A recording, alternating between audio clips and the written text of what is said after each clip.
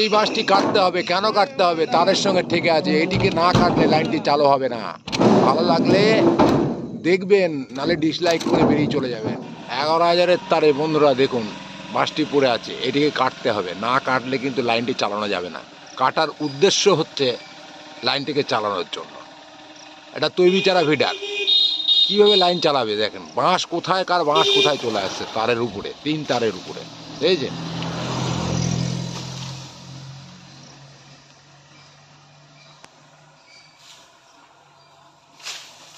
হ্যাঁ, কাটা হয়ে গেছে, তাও হবে না, আরও বাঁশ পড়ে আছে।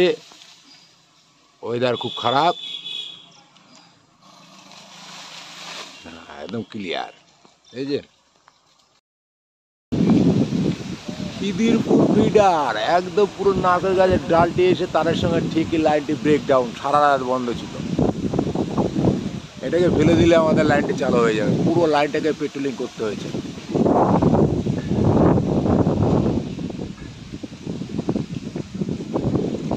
তোল তোল তোল,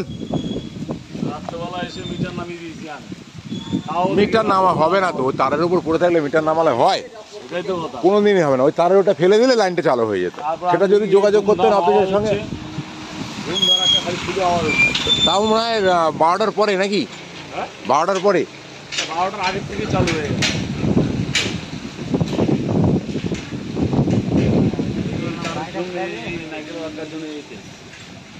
এই জালপালাগুলো কেটে দিয়ে যাবেন একবারে নিচে, সাদের মিয়া 11,000-এ ঠেকবে না।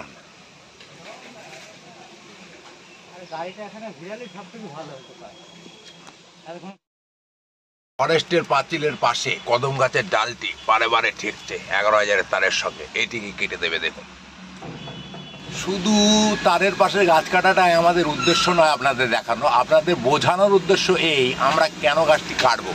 দেখেছেন কেটে ফেলে দেওয়া হচ্ছে কেন?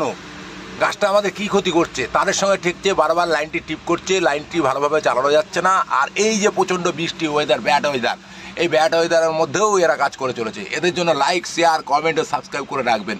ধন্যবাদ।